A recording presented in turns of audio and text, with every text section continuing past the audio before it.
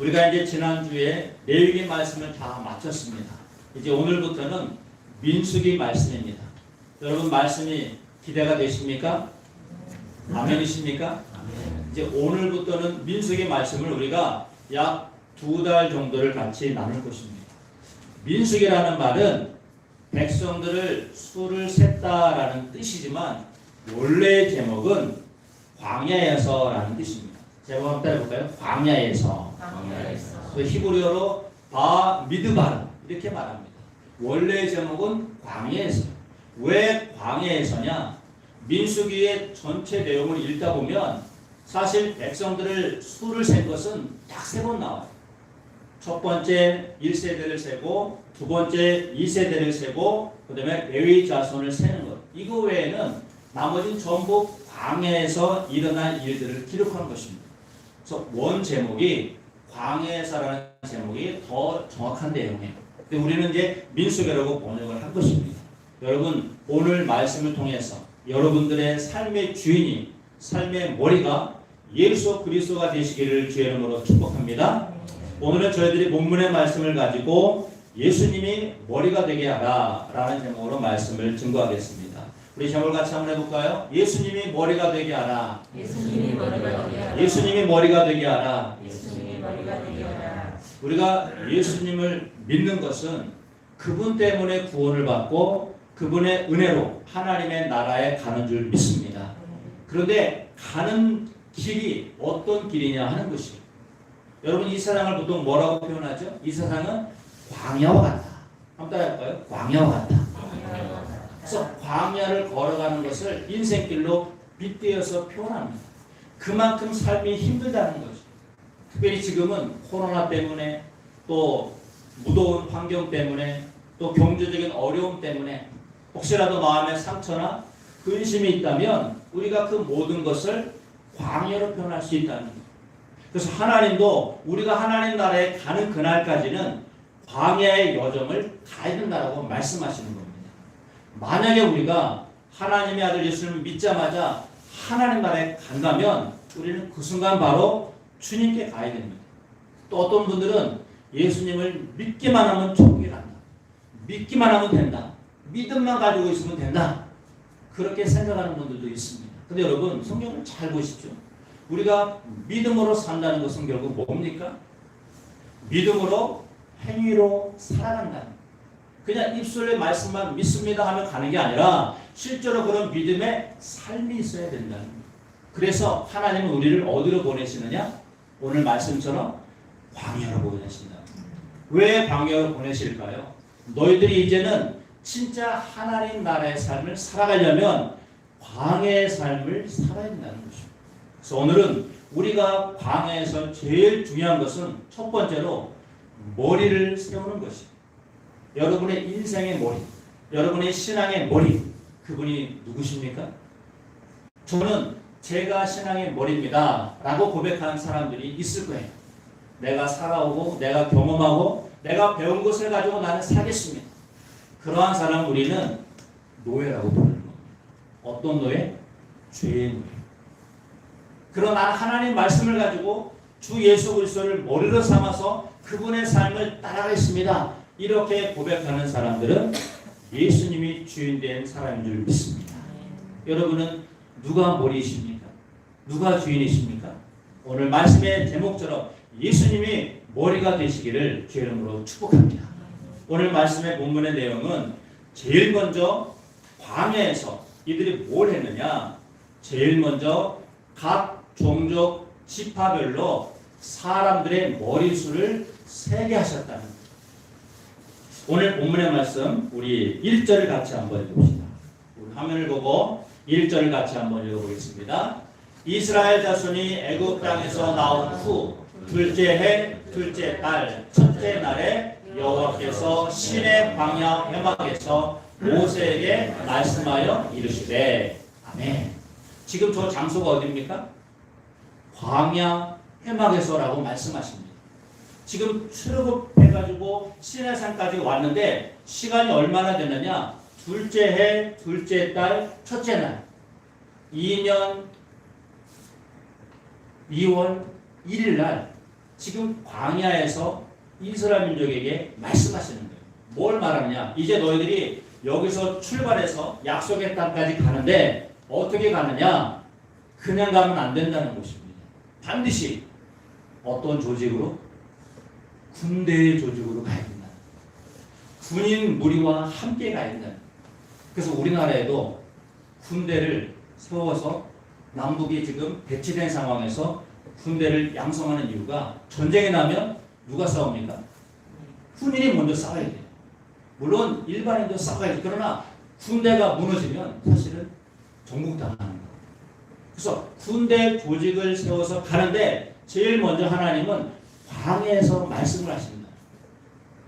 오늘 우리에게 주시는 말씀은 우리의 모든 삶의 중심은 신앙의 중심은 광야에서 시작된다는 것입니다. 도대체 광야는 뭐 하는 곳이냐? 여러분 광야에 가면 저도 아직 광야는 가보지 않았어요. 여러분들 한번 쉽게 생각해 보세요. 이스라엘 땅이 광야가 있는데 광야에 가면 무엇이 없을까요? 물이 없을 것입니다. 또 무엇이 없을까요? 길도 없어요. 또 무엇이 없어요? 사람이 살 만한 환경은 거의 없어요. 사람이 살 수 없는 곳으로 주님은 인도하시겠다는 거예요. 왜 그런 곳으로 인도하시느냐? 아니 하나님 우리가 예수 믿고 나면 그래도 복을 주셔야 될 거 아닙니까? 물질적인 좀 은혜도 주시고 건강도 주시고 내가 예수 믿었다는 걸 다른 사람 앞에 자랑할 수 있는 뭔가 좀 은혜를 주셔야지 내가 자랑할 거 아닙니까? 우리 그렇게 생각하는데 하나님은 아니다. 지금 너희들은 그거 할 때가 아니라 광야로 들어갈 때다. 지금 이스라엘 민족이 애굽에서 나온 지가 몇 년 됐습니까? 몇 년 됐다고요? 둘째 해. 이제 2년 된 거예요. 이제 2년 노예 근성에서 막 나오자마자 하나님 뭐라고 하시느냐? 너희들 지금 광야로 들어가야 된다. 원래 가는 곳은 어디입니까? 목적지는 어디죠? 약속의 땅, 가나안 땅이에요. 그런데 지금 광야로 가라는 거예요. 생각해 보세요. 물도 없지요, 길도 없지요, 먹을 것도 없지요. 사람이 살 수 없는 곳으로 너희들 들어가라. 그것도 몇 년 동안 들어갑니까? 무려 40년 동안 뱅글뱅글 돌다가 결국 1세대는 다 죽고 2세대만 여호수아 갈렙 제외한 2세대와 함께 다 들어갔다는 거예요. 그렇다면 여러분 왜 하나님을 우리로 하여금 광야로 들어가게 하시느냐? 그 이유가 바로 오늘 말씀 속에 있습니다. 여러분 내가 광야와 같은 인생을 사는 것은 하나님의 계획 가운데 있다는 것을 믿으시기를 축복합니다. 하나님의 뜻이 있다는 것. 우리 1절을 다시 한번 읽어봅시다. 시작. 이스라엘 자손이 애굽 땅에서 나온 후 둘째 해 둘째 달 첫째 날에 여호와께서 시내 광야 회막에서 모세에게 말씀하여 이르시되 아멘. 하나님은 광야에서 말씀하시기를 원한다는 것입니다. 그래서 광야에서라고 하는 히브리어 바 미드발 이 말은 말씀의 진리 안에서 이런 뜻입니다. 한번 따라해볼까요? 말씀의 진리 안에서 진리의 말씀 안에서 같은 뜻이에요. 지금 하나님은 우리가 진리의 말씀 안에서 살기를 원하신다는 어떤 말씀이요? 진리의 말씀. 우리가 광야를 가는 이유는 우리의 삶이 말씀과 동행하기를 원하신다는 거예요. 우리 올해 교회 표어가 뭐죠? 말씀과 동행하는 교회.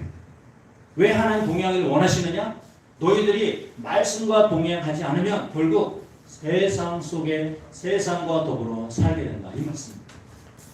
그래서 하나님 우리를 광야 속에 집었는데 광야라는 말 자체가 바미드바르 진리의 말씀 안에서 이런 뜻이에요.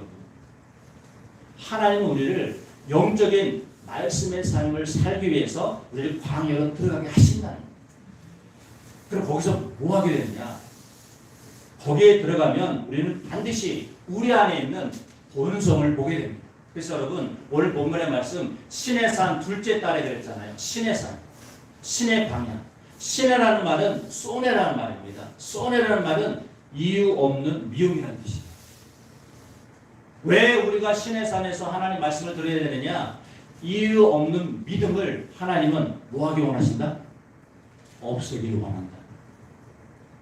노예들이 가장 많이 하는 말이 뭘까요? 감사의 말일까요? 불평의 말일까요? 생각해 보세요. 노예는 어떤 말을 가장 잘해요? 주인이 나를 주인 삼아 주셔서 자녀 삼아주셔서 감사합니다. 매일 먹을 걸 주셔서 감사합니다. 오늘도 은혜와 사랑에 감사합니다. 늘 감사를 할까요? 노예는 기본적으로 원망과 불평을 합니다. 왜 날만 일을 시킵니까? 왜 나에게 먹을 걸 안 주십니까? 왜 쟤는 저기서 쉬게 하십니까? 왜 나만 항상 자기 안에 불만이 있다는 거예요. 그걸 우리는 신의, 쏜의 이의 없는 믿음. 우리 안에 이의 없는 믿음이 있다는 거예요.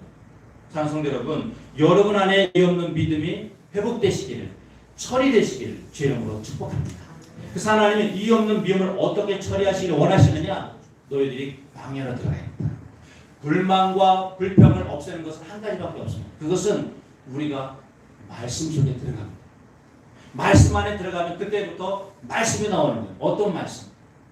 불평과 원망의 말이 아니라 감사와 찬송과 기쁨과 은혜의 말씀, 하나님의 성품들의 말씀이 나오게 될 줄로 믿습니다. 그래서 우리를 광야 속에 들어가라는 거예요. 왜 신의 광야 속에서 출발하느냐? 너희들이 이제부터는 무의 근성을 버려야 된다. 신앙에서 가장 무서운 적은 우리 밖에 있는 게 아니라 우리 안에 있습니다. 내 안에서부터 계속 하나님에 대한 원망, 가족에 대한 불평, 직장에 대한 불만, 이런 것들이 얼마나 많은지 몰라요. 여러분, 저도 목사지만 내가 가정생활을 해보니까 아내에 대해서, 자식들에 대해서, 부모님에 대해서 원망이 있었을까요? 없었을까요? 지금도 있을까요? 없을까요? 지금도 차고 넘칩니다. 왜? 내 안에 아직도 신의 산에서 버리고 와야 될 그 이의 없는 믿음, 미움이 너무 많답니다. 그래서 계속 우리가 하나님 나라 가는 것은 하나님의 말씀으로 길을 가는 것, 이게 바로 광야에서라고 하는 민수기의 말씀입니다. 여러분, 이제부터 오늘부터라도 우리가 하나님의 말씀을 말씀 속에서, 진리의 말씀 속에서 살아가는 저와 여러분의 얘기를 주의 이름으로 축복합니다. 그러면 제일 먼저 우리가 뭐 해야 되느냐? 광야에서는 머리를 세우는 게 제일 중요하다. 머리가 있어야 된다. 우리 다음 절 2절도 같이 한번 화면을 보고 읽어봅시다. 시작. 너희는 이스라엘 자손의 모든 회중 각 남자의 수를 주의 종족과 조상의 가만되다 그 명수대로 이스라엘이니. 아멘. 거기 보면 너희는 이스라엘 자손의 모든 회중 각 남자의 수를 그 명수대로 계수하라. 이 계수하라는 말은 카운트하라는 말입니다.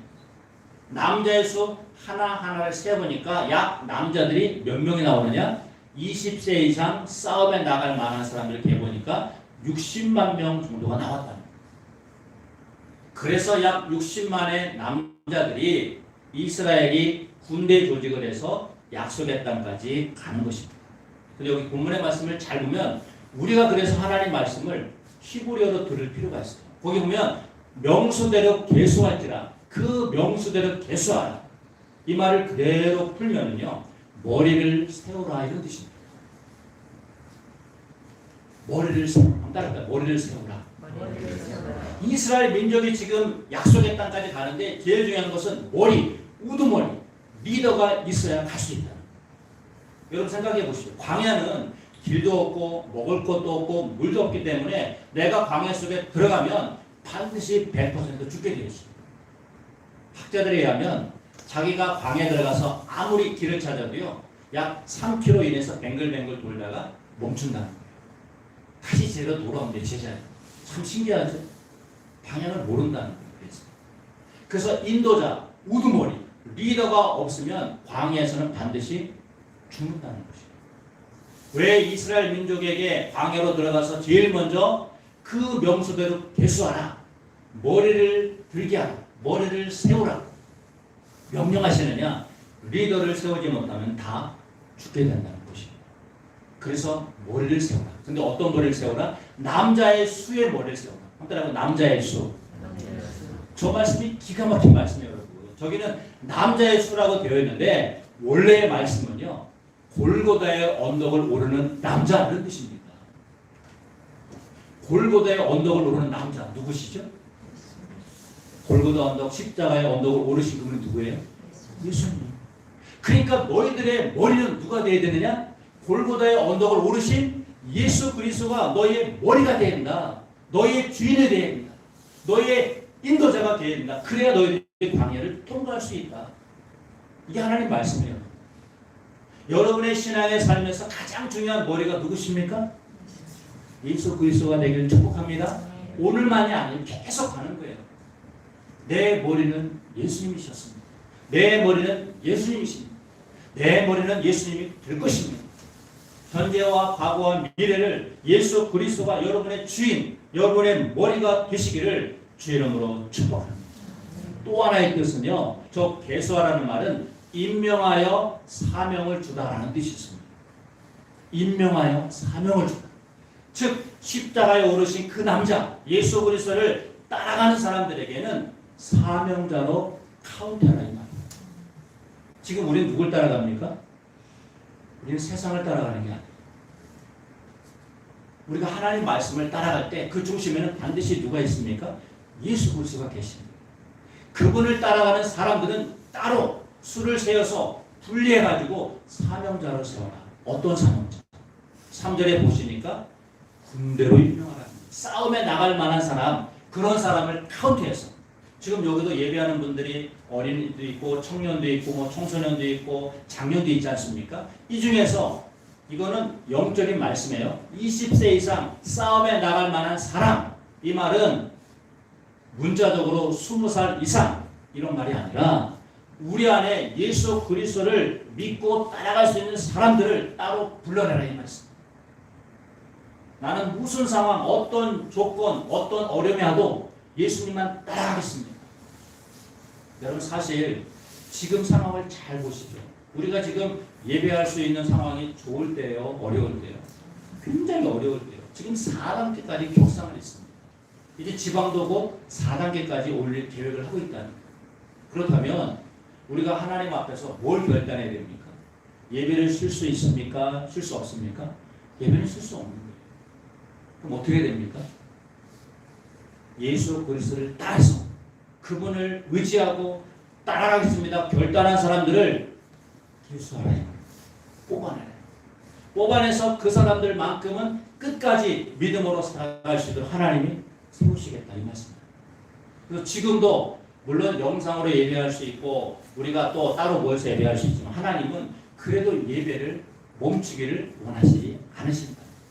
여러분 예배를 멈추지 않으길 주의 이름으로 축복합니다. 상황과 환경이 아무리 악하게 되더라도 아무리 심각하더라도 나는 말씀과 믿음과 예배적으로 살겠습니다. 그러한 자들을 하나님은 인도하시고 축복하실 줄 믿습니다. 제가 전도사 때 일산에서 그런 일이 있었어요. 이제 막 전도사가 돼가지고 열심히 봉사하는데 오늘처럼 예배가 됐습니다. 11시 예배요.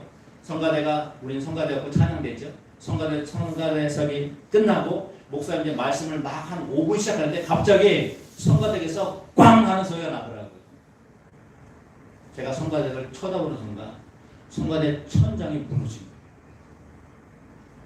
조명을 따로 하려고 천장에다 조명등을 큰 판을 해서 따로 만들었어요. 근데 그게 부실 공사였나 봐요. 무너진 거예요. 성가대에서 그때 제 기억에 한 20명 정도 된 걸로 기억나요. 그들 머리 위에 떨어진 거예요. 전등이, 천장, 벽이. 그래가지고 막 완전히 아수라장이 된 거예요. 아, 생각해보세요. 예배하다가 갑자기 천장이 무너졌다니까요. 그 무거운 조명판. 그러니까 어떻게 되겠습니까? 막 살려달라, 막 소리치고 119 불러라, 피난다, 울고 불고 막 난리가 난 거예요. 네. 어떻게 됩니까? 이럴 때 담임 목사님이 어떤 역할을 해야 될까요? 그 목사님이 딱 한마디 하세요.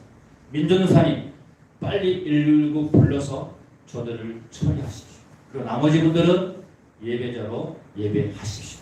요거 한마디 딱 하시고 그 제가 원래 119 불러가 전화해가지고 그 다친 사람들 교육관을 모셔가지고 119를 다 병원에 이송했어. 나머지는 네 진짜 그 예배가 그냥 다시 끝났어요. 평소시죠. 그리고 목사님 그날 바로 이제 병원에 가시고 신방하고 문안하고 그리고 태어나신 분들은 매주 제가 닭고기를 계속 목사님 보내라고 해서 여름에 터졌거든요. 닭고기를 계속 제가 그 가정마다 보내드렸어요. 먹고 빨리 회복하시라. 지금 생각해 보니까 그 목사님이 정말 위기의 순간을 그 리더십 하나를 딱 이끌어 가신 거야. 저는 지금도 그 장면이 야, 나 같으면 어떻게 했을까? 뭐 예배가 뭡니까? 지금 사람이 무너지고 죽었는지 살았는지 놀랍게도요. 목 이렇게 다친 분 외에는 한 사람도 이상이 없었다. 20명이 찬양한 사람. 나중에는 매주 이제 갖고 오니까 전사님 이제 그만 오셔도 돼요. 저희 괜찮아요. 안 오셔도 돼요. 그분들은 미안해 하시고 한 사람도 교회를 나가거나 떠나지 않았습니다. 여러분 위기의 순간에는 따라합시다. 리더십을 따르라. 리더십이 필요한 거예요. 누가 리더가 되느냐가 굉장히 중요합니다. 여러분의 인생의 리더는 누구십니까? 저도 여러분도 예수 그리스도가 되시기를 축복합니다. 여러분의 리더는 예수님 되시. 머리가 되라는 말이에요. 내가 모든 생각과 경험과 지식으로 살아왔지만 그래도 신앙의 삶만큼은 우리의 인생에 먼저 길을 걸어가신 예수 그리스도. 그분이 여러분의 머리가 될 때 여러분은 가장 안전한 길로 갈 줄로 믿습니다. 그런데 그 우두머리를 가족별로 세우라고 말씀합니다. 우리 4절도 같이 읽어볼까요? 1장 4절 시작. 각 지파의 각 조상의 가문의 우두머리 한 사람씩을 너희와 함께 하게 하라. 아멘. 우두머리를 세우는데 각 지파 12지파가 있잖아요. 왜 그 지파 안에 가족들이 있을 거 아니에요. 그렇죠? 각 조상의 가문이라는 말은 가족이라는 말이에요. 미시파라는 말인데 가족이라는 말이에요. 가족의 우두머리 한 사람씩을 세워서 광야를 지나가라. 여러분 가족의 우두머리 누굽니까? 일반적으로 가족의 우두머리 리더는 누구죠? 일반적으로는 남편이에요. 남편. 그러면 오늘날 우리에게 일반적인 가족의 우두머리는 누구를 세우시라고 말씀하시느냐? 여기서 가족은 영적 가족을 말합니다. 하나님 나라 가족, 교회를 말한다. 여러분 교회의 우두머리 누구예요? 물론 예수 그리스도예요. 근데 그 예수를 믿고 따라가는 리더는 누구십니까? 교회 담임 목회자. 리더를 세워서 리더의 말씀에 따라갈 때 그 교회는 가장 안전하게 가장 복되게 광야를 통과할 수 있다는 것입니다. 여러분 우리는 하나님의 가족인 줄 믿습니다. 여기서 가족이라는 말을 미시파라고 합니다. 미시파라는 뭐냐면 형상을 닮은 그릇 이런 뜻입니다. 하나님의 형상을 담은 그릇. 그래서 가족마다 자기의 형상이 있을 거예요. 어떤 집은 예를 들어서 말하는 겁니다. 돈을 잘 벌어와야 그 아내와 자식들이 기뻐하는 가족. 어떤 집은 건강을 위해서 헬스를 하고 운동을 하고 운동과 건강에 아주 목숨을 건 가족들이 있습니다. 그럼 여러분의 가족의 우두머리이신 남자, 남편은 어디에 가장 중요성을 두십니까? 오늘 우리 교회, 한국교회 수많은 교회는 어디에 가장 중점을 둬야 될까요? 하나님의 형상을 담는 데 중점을 두라는 겁니다. 하나님의 성품, 예수 그리스도의 성품, 예수의 성품이 어떻죠? 그분은 온유하고 사랑이 많으시고 인내하시고 십자가에 죽기까지 자신을 다 주신 그분의 형상, 그것을 담는 그릇을 가족이라고 하는 것입니다. 우리 새누리교회는 누가 우리의 주인이십니까? 예수 그리스도.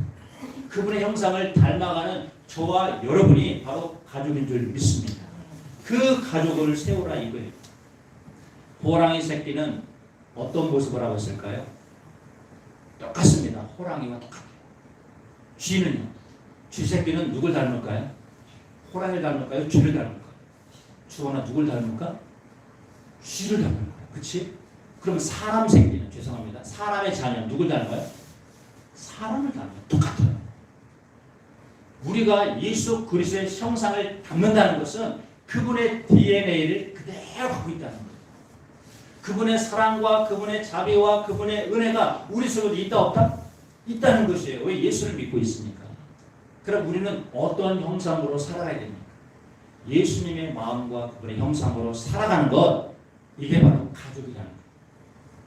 여러분이 하나님의 가족인 줄 믿습니다. 그러니까 우리의 모든 포커스는 오직 예수 그리스도에게 맞추는 거예요. 그분은 우리의 주인이고 왕이고 머리시라면 우리 그분을 따라가면 돼요. 그분이 오늘 사랑하라 하면 우리 사랑하면 돼요. 그분이 헌신하면 헌신하면 돼요. 오늘도 믿음으로 예배하고 기도하라. 그럼 우리 그분 따라서 가는 거예요. 예수님 한 번도 상황과 조건에 맞춰 사신 적이 있다 없다? 없습니다. 그분은 철저하게 하나님 말씀만 따라갔어요. 아버지가 말씀하는 것 외에는 나는 듣지 않는다. 십자가에서 죽기 전에도 주님 이 잔을 내게서 멀리해 주십시오. 그러나 내 원대로 마시고 아버지의 원대로 되겠습니다. 하나님의 형상을 철저하게 순종하신 분이 누구다? 예수 그리스도. 그럼 우리 누구 형상을 닮아야 되겠습니까? 예수님이요. 제가 만약에 예수님의 형상을 안 닮고 세속적이고 욕망이고 정욕적이고 이기적으로 살아간 목사라면 저를 닮지 마셔야 돼요. 근데 제가 하나님 형상을 닮아가고 예수님을 따라가고 결단하고 말씀을 선포하면 여러분들은 저를 닮아가시라. 따라오시라. 사도 바울은 고린도전서 11장 1절에서 나를 본받으라라고 명령합니다. 저는 이 말씀이 처음에 잘 이해가 안 됐어요. 아무리 사도 바울이 위대하지만 나를 본받으라? 당신도 사람이잖아요. 당신도 실수할 수 있잖아요. 싸우기도 했잖아요. 근데 나를 본받으라 그럽니다.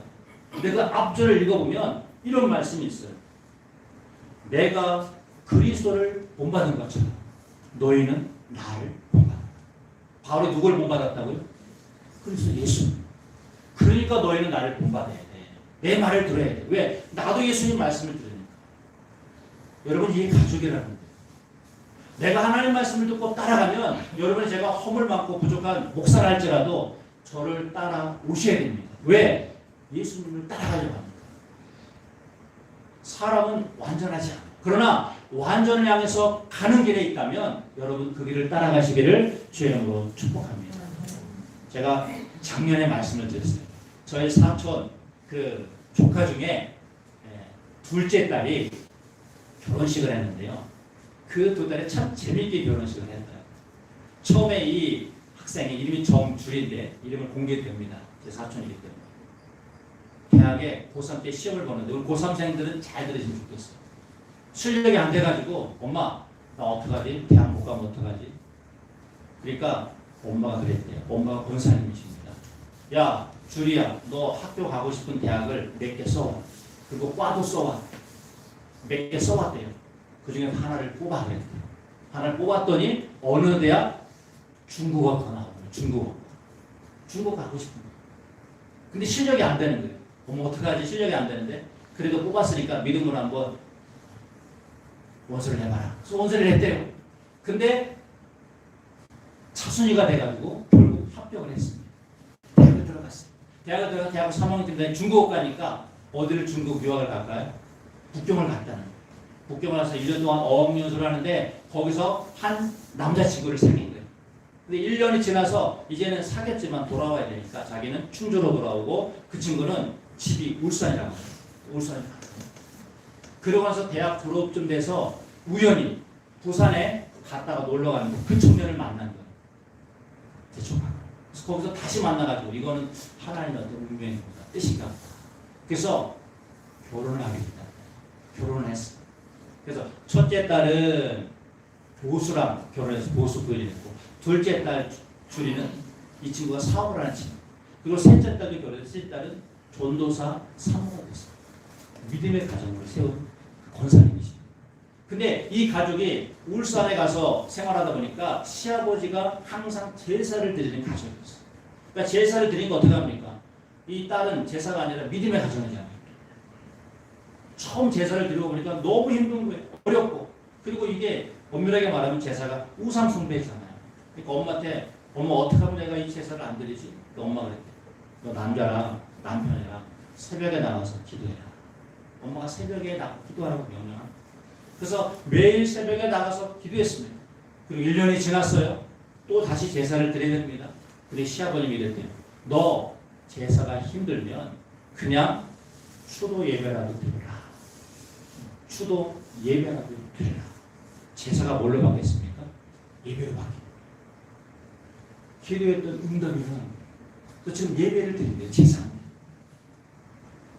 근데 이 친구가 사업을 하다 보니까 자주 충주에서 울산으로 사업 때문에 예배를 못 드릴 때가 많다는 거예요. 그래서 엄마한테 이 남편을 어떻게 하면 예배를 잘 드릴지 물어봤어요. 어떻게 하면 우리 가족 예배를 잘 드리죠, 엄마? 그랬더니 기도해라. 이것도 기도할 수밖에 없어요. 계속 기도했대요. 근데 참 놀라운 건 뭐냐면 그 친구, 그 남편이 울산이 거기 직장인데 본사가 부천에 있다는 거예요. 근데 울산의 그 기업이 본사로 들어가게 된 거예요. 어쩔 수 없이 부천으로 가게 된 거예요. 이사를 가야 되잖아요. 그래서 충주에서 부천에 가서 거기서 집을 얻고 거기서 가까운 교회를 얻어서 예배를 드리는데 가까우니까 늘 예배를 드릴 수 있을 것 같아요. 여러분 제가 지금 뭔 말을 하려고 하는 거예요? 호랑이는 호랑이 새끼를 낳고 쥐는 쥐 새끼를 낳고 사람은 사람을 낳는다면 부모의 말에 순종한 자녀는 무엇을 낳을까요? 축복을 낳는다. 리더의 말에 순종하면 한번 따라합시다. 복을 받는다. 복을 받는 줄 믿습니다. 여러분 부모님이 그래도 우리보다 한 세대를 먼저 사신 분들이에요. 추위, 더위, 모든 환경 고난을 다 경험하신 분들이에요. 그분이 세대 차이가 날 수는 있지만 그래도 여러분들을 위해서 믿음의 부모라면 자식들은 부모의 말에 들어야 된다, 안 들어야 된다? 주원아, 들어야 될까, 안 들어야 될까? 들어야 줄 믿습니다. 믿음의 부분, 영의 세계를 본단 말이에요. 여러분, 영의 세계를 보는 하나님의 말씀을 증거하는 담임교육자와 말씀을 전하는 부모님의 순종하여 복받는 여러분 되시기를 주의 이름으로 축복합니다. 이스라엘 민족이 이렇게 세팅을 한 후에 그 다음에 뭐라고 말씀하시느냐? 2장 2절에 가보시면 회막을 중심으로 지는 처라고 말씀하시고 우리 2장 2절도 한번 읽어볼까요? 2장 2절 시작. 이스라엘 자손은 각각 자기의 진영의 군기와 자기의 조상의 가문의 그룹들을 지내시되 회막을 향하여 사방으로 치라. 아멘. 뭘 향하여 진을 치라고요? 회막. 다른 걸 회막. 성막이라는 말이에요. 성막이 뭐가 있죠? 그 안에 하나님의 법궤가 있잖아요. 하나님의 임재와 말씀을 상징하는 법궤. 그래서 모든 이스라엘 12지파는 동서남북을 3개 지파씩 해가지고 제가 그림을 한번 보여드릴게요. 한번 화면을 보세요. 저런 식으로 진행을 했습니다. 좀 잘 안 보이지만 제일 가운데 뭐가 있죠? 성막, 회막이 있어요. 그리고 매일 동쪽에 누가 있습니까? 유다와 이사갈과 스불론. 그다음에 남쪽에는요 루벤, 시몬, 갓. 서쪽에는요 에브라임, 므낫세, 베냐민. 북쪽에는요 단과 아살과 납달리. 이렇게 12지파가 정 가운데 회막을 중심으로 진을 친 거예요. 저런 식으로 40년을 동서남북 중에서 어디로 진행을 했을까요? 어디로? 동쪽 방향으로 진행했다. 동쪽 방향 보세요. 지도자가 유다지파예요. 여러분 하나님은 왜 유다지파를 세웠을까요? 선두의 유다지파. 12지파 중에서 제일 첫째가 누구예요? 야곱의 첫째 아들 루벤. 둘째는 시몬. 셋째는 레위. 레위는 어디 있습니까? 레위는 저 성막 가장 가까운데 모세, 고앗, 게르손, 무라리 전부 레위 자손들이에요 지금. 그 다음에 네 번째가 누구죠? 유다. 왜 유다를 네 번째 세웠느냐? 여러분 따라해볼까요? 유다는 찬송이다. 유다는 감사다. 유다의 원래의 뜻이 예후다라는 말의 뜻이 찬송이라는 뜻이 있습니다. 감사라는 뜻이 있어요. 그러니까 하나님은 감사와 찬송을 하는 자는 반드시 어디에 세운다? 제일 앞에 세운다. 우리의 신앙에서 가장 힘들고 어려울 때 유다처럼 뭐하라? 찬송과 감사를 합니다. 여러분 지금 가장 힘들 때입니다. 그런데 이때 여러분들이 찬송하고 감사하셔야 돼요. 왜? 그래야 하나님 선두를 세우셔. 여러분 2장 3절 같이 한번 읽어볼까요? 2장 3절 그 앞에요. 거기 있네. 시작. 동방 해변은 쪽에 진칠자는 그 진영별로 유다의 진영의 군기에 속한 자라. 유다의 자손의 지휘관은 암미나답의 아들 나손이요. 아멘. 유다 지파에서는 나손을 선두로 전진하게 하신 겁니다. 나손. 낫이라는 말이에요. 뱀이라는 뜻입니다. 우리가 볼 땐 좀 섬뜩하지만 나손이라는 말은 경험이라는 말이에요. 경험. 네 경험, 네 지식, 네 생각을 감사와 찬송으로 전진시켜야 했습니다. 내가 살아온 경험이 힘들고 어려울지라 내가 가지고 있는 지식 생각이 맞다 할지라도 주님 앞에 찬송과 감사하는 인생을 살면 너는 손들어 놔드릴 것이다. 남들은 힘들고 어렵다고 코로나 때문에 경제 때문에 죽겠다고 할 때 너는 나손을 유다의 리더로 삼아서 전진한다. 하나님 말씀이 이겁니다. 우리에게는 감사와 찬송이 가장 많이 나와야 돼요. 가장 먼저 나와야 돼요. 가장 높이 외쳐야 될 줄로 믿습니다. 그래서 하나님 우리에게 감사를 하라. 항상 기도하라. 쉬지 말고. 순서가 바뀌었네요. 네. 항상 기뻐하라. 쉬지 말고 기도하라. 범사에 감사. 유다의 삶을 살라 이 말이에요. 지금 우리에게 필요한 건 유다의 삶이 필요합니다. 여러분의 삶에 감사가 안 나오는 상황이라 할지라도 내가 찬송할 수 없는 환경이라 할지라도 뭐 하라고요? 유다처럼 감사와 찬송을 합니다. 여러분 감사할 주권이 많으셔요? 감사 안 할 주권이 많으셔요? 한번 생각해 보세요. 저는 감사할 게 더 많다고 믿습니다. 우리 예배했잖아요. 예배하고 있잖아요. 건강 주셨잖아요. 하나님 우리에게 은혜 주셨잖아요. 사랑하는 가족, 자녀, 직장, 일터. 저는 여러분 매주 보는 것만 해도 진짜 하나님께 감사합니다. 물론 영상으로 보는 분도 감사해요. 그런데 하나님은 여러분들의 뭘 원하시느냐. 따라합시다. 감사다. 찬송이다. 주님 그걸 원하시는 거예요. 다른 걸 원하는 게 아니에요. 내 안에 감사와 찬송이 넘치면 하나님은 동쪽 해 뜨는 방향으로 선도가는 유다의 삶을 살게 해주시겠다. 저는 여러분이 유다의 삶을 살아가시기를 주의 이름으로 축복합니다. 이게 바로 말씀과 동행한다.